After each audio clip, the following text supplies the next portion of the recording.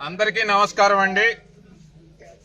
బొత్స సత్యనారాయణ గారి దృష్టిలో ఆర్ఈసీఎస్ సంస్థ తాలూకా ఇబ్బందులు ఉన్నాయా లేదా అని చెప్పి మేము పత్రికా సమావేశం ద్వారా అడుగుతా ఉన్నాం. ఈ ఆర్ఈసీఎస్ సంస్థ ఏదైతే ఉందో చీపురుపల్లికే అది ఒక చిహ్నం లాంటిది.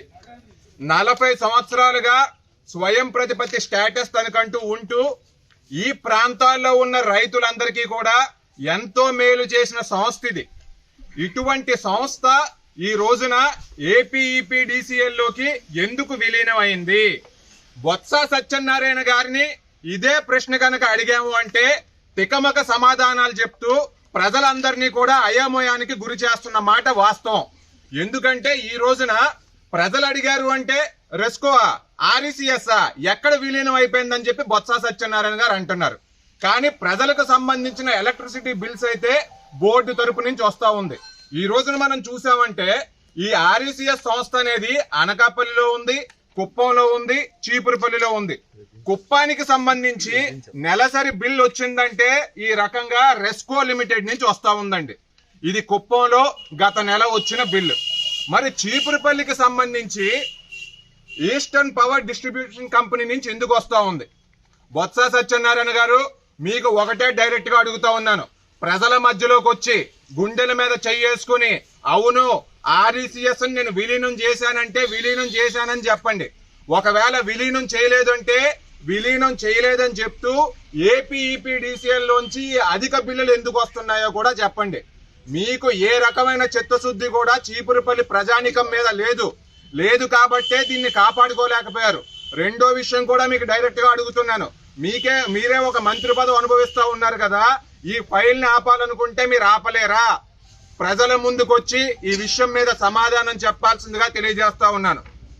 రెండో విషయం, ఈ రోజున 59 ఉద్యోగాలు ఏవైతే ఉన్నాయో వాటిని హుటాహుటిన సర్వీస్ రిజిస్ట్రీ ఓపెన్ చేయాలని చెప్పి ఎందుకు చూస్తున్నారు?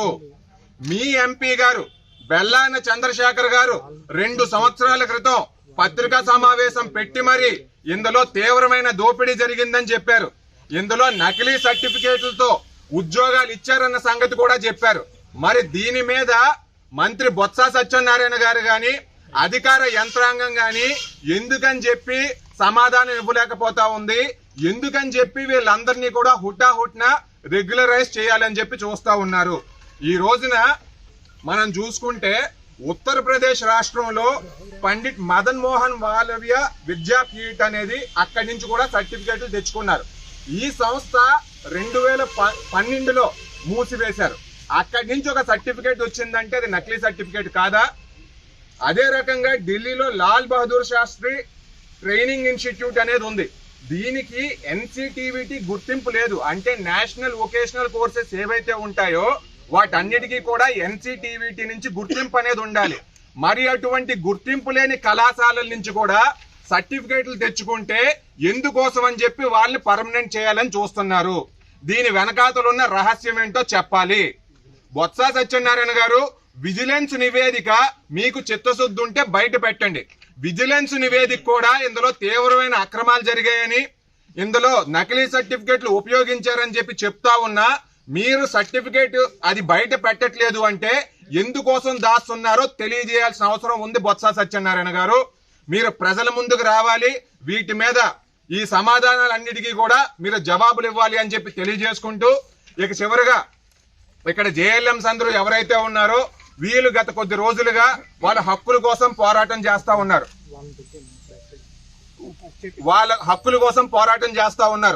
వాళ్ళని కనీసం మీరు పట్టించుకోవట్లేదు. 2019 నుంచి కూడా వాళ్ళని రెగ్యులరైజ్ చేయమని చెప్పి వచ్చినా మీరు గ్రాట్యుటీస్ అనేవి ఇవ్వట్లేదు. వాళ్ళకి ఏ రకమైన బీమా కూడా ఇవ్వట్లేదు.